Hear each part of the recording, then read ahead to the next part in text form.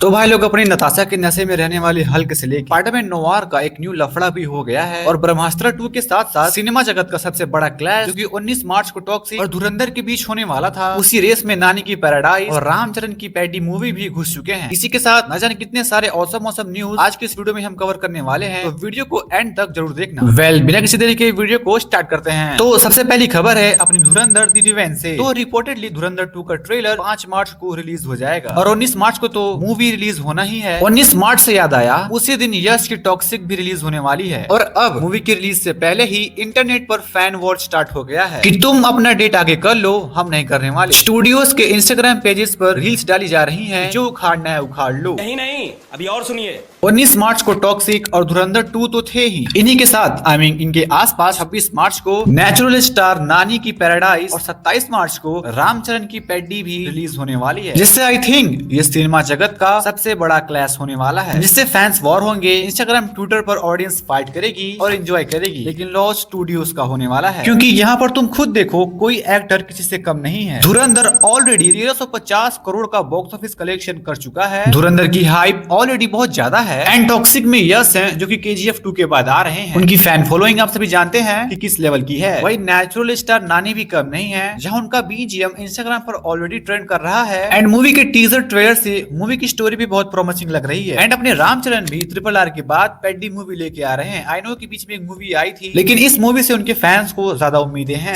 ऐसे में मुझे लगता है कि कोई मूवी अच्छा कलेक्शन नहीं करने वाली। वेल इस पे आपका क्या ओपिनियन है, मुझे कमेंट्स में जरूर से बताना। वेल इसके बाद ब्रह्मास्त्र 2 से रिलेटेड एक फैन रणबीर कपूर से इंस्टाग्राम लाइव के दौरान एक सवाल पूछता है कि ब्रह्मास्त्र 2 में देव का कैरेक्टर कौन प्ले करेगा और ब्रह्मास्त्र 2 कब आएगी, जिस पे रणवीर ने कहा कि फिल्म ऑलमोस्ट रेडी है शूटिंग के लिए और फिल्म बहुत इपिक है और आपको बहुत सरप्राइजेस मिलने वाले हैं, जिससे ये पता चलता है कि ब्रह्मास्त्र 2 एक्चुअली में काफी अच्छी मूवी होने वाली है अपने पार्ट 1 की तरह। इसके बाद राजकुमार हिरानी की डंकी, जो कि फ्लॉप हो गई थी क्रिटिकली एंड फाइनेंशियली दोनों तरीकों से। इसके बाद राजकुमार हिरानी का कहना ये है कि मैं अब एक AI शॉर्ट फिल्म बनाने जा रहा हूँ। उन्होंने कहा कि हम सेट्स पर नहीं जाएंगे, लेकिन एफर्ट्स उतने ही लगने वाले हैं और ये मूवी पूरी तरह से AI नहीं होने वाली है, कुछ VFX सीन्स भी होंगे। तो देखते हैं, I am pretty excited for this. शायद हमें महाअवतार नरसिम्हा जैसा कुछ देखने को मिल सकता है। इसके बाद शाहिद कपूर की ओ रोमियो बॉक्स ऑफिस पर उतना अच्छा परफॉर्म नहीं कर पा रही है। रिपोर्ट के हिसाब से 4 दिनों में इस मूवी ने 30 करोड़ का नेट कलेक्शन किया है एंड अब makers by one get one free scheme भी ला चुके हैं, जिससे कि इसका बॉक्स ऑफिस कलेक्शन बढ़ पाए। एक और मूवी रिलीज हुई थी वैलेंटाइन पर, पूजा में, जिसका अभी तक का नेट कलेक्शन 3 करोड़ है एंड इसके बाद अगेन बॉक्स ऑफिस की बात हो रही है। तो रणबीर कपूर की एनिमल मूवी जापान में रिलीज हुई थी 13 जनवरी को और ये मूवी वहाँ बिल्कुल भी पैसा कमा नहीं पा रही है, बिल्कुल से मतलब कुछ नहीं, 0 बटे सन्नाटा। तो इसी के साथ अब आते हैं अपने विदेशी सेगमेंट में, जहाँ फैंस क्वेश्चन कर रहे हैं कि कैंग का क्या हुआ, क्या वो डूम्सडे में अपीयर होगा या उससे रिलेटेड कोई कॉन्टेस्ट दिया जाएगा। तो इसका आंसर ये है कि कैंग अब डूम्सडे और उसके आगे किसी भी मूवी में अपीयर नहीं होने वाला है। हो सकता है डूम्सडे में उससे रिलेटेड कुछ कॉन्टेस्ट में कुछ एक्सप्लेन किया जाए कि वो क्यों मेन विलन नहीं है बजाय डूम के। कुल मिला के कैंग भाई का गेम खल्लास हो चुका है। तो इसके बाद मम्मी 4 आने वाली है। तुम भी अगर मेरी तरह मम्मी फ्रेंचाइजी के फैन हो